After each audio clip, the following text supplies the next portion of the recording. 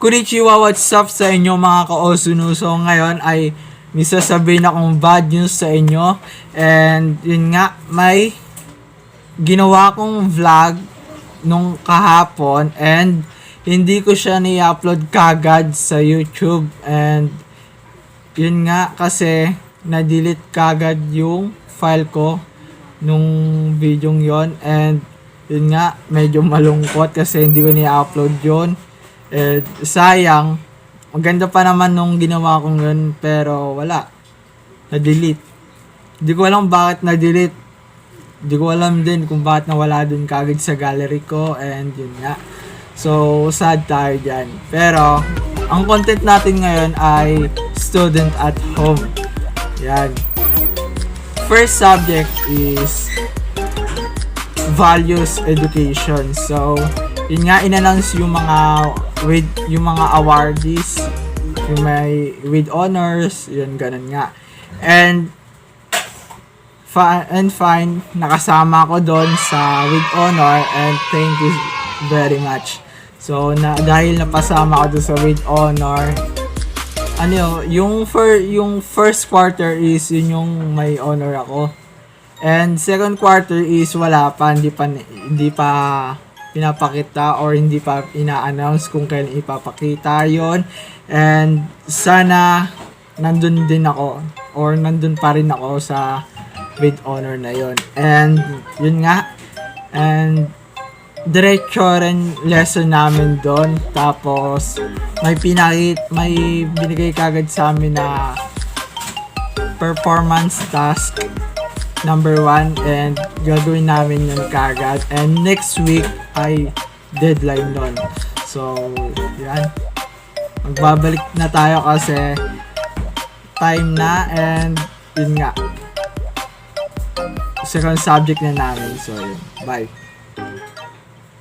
One eternity later. So, yun nga. Kakatapos lang namin ng lesson about sa General Biology 2, and yun nga, natapos na, pero wala kaming lesson, wala kaming synchronous doon kasi lang kami ay yung parang ipapakita yung mga guidelines sa bright space yon. Tapos may mga kailangan aralin doon para sa susunod na meeting ay alam na natin yon. So, yun nga. And third subjects is yung reading and writing. So, ang ginawa namin doon sa reading and writing is nag-orientation muna kami about doon sa topic na yon, and nag-introduce kami sa teacher namin, and ayun, nagtawag-tawag.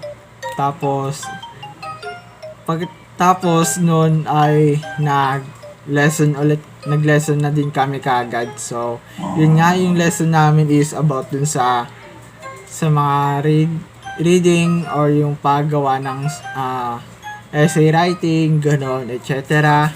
And yun nga, so ngayon ay kakatapos lang ang third subject namin, and yun nga, lunch break na namin, and babalik kami ng 1 PM.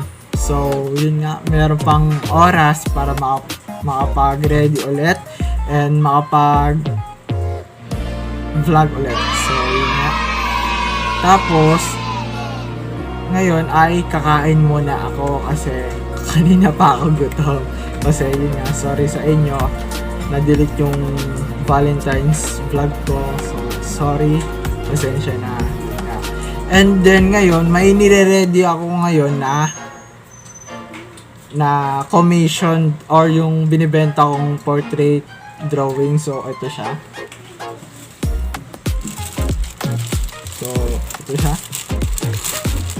So, ito yung binibenta ko. Yan. Ito yung binibenta ko. Ang original price talaga na ibebenta ko dito is 400 pesos. In Werex board, parang vellum board ba? Ganun. Short size siya, and ano siya, graphite and charcoal painting.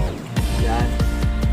At yung sinali ko na contest and nakapasok ko doon pang 27 or 13 ata. Yun. Nagbabalik si Lucas. So, ngayon ay break time ulit namin kasi 15 minutes lang yung break time namin, and ngayon kakatapos lang ng subject namin. So ngayon inintay na lang natin mag next subject para ulit tayo, aral ulit. So nag-aantay na lang tayo ng 5 minutes para 2 minutes para makapag-ready ulit sa next subject, and yun nga, antay na lang tayo ng mga ilang minutos. And ang ginawa lang namin is pinag-aralan lang din yung sa orientation, yung mga guidelines na binigay sa amin sa bawat subject. So ngayon ay hinihintay na lang namin yung next subject para basahin ulit yung guidelines dun sa mismong subject namin. So ayun, hintay na lang tayo ng ilang oras. Ayun nga, naibigay ko na yung drawing na binili, and yun nga, successful. Yun, naibigay ko na siya, and yun, malinis. So yun nga, and 1 minute na lang mag-next subject na tayo, and magbabalik ulit tayo, and i-ready ko na ito para dun sa lesson namin or dun sa Zoom meeting namin. So magbabalik ulit ako kasi subject na namin is babalik ako. 1 eternity later. And si Yuko, so kakatapos lang namin magklase, and ngayon ay hintay na lang yung last subject namin, and kasi ang start ng last subject namin is 3:30 to 4:30, so malapit na din kasi 3:17 na. So 13 minutes na lang aantayin natin para mag last subjects na. So kaya natin to, and sana maging maayos yung presentation ng bago nating teacher. So sana is maging maganda yung pasok namin ngayon, and sana rin ay maging maayos din yung klase namin or yung lesson mismo na ituturo sa amin. So yun nga, and 3:20 na. Ang bilis 3:20 kaagad, no? Kasi yun nga, and mag-aantay ulit tayo ng medyo sandali lang. Sandali pa. Yun nga. Tapos, yun nga, mag-aantay tayo, and yun. Tapos, hintayin na lang natin yung last subjects. Kasi yung last subject namin is yung practical research. So, may binigay na guidelines sa amin, and kailangan daw ng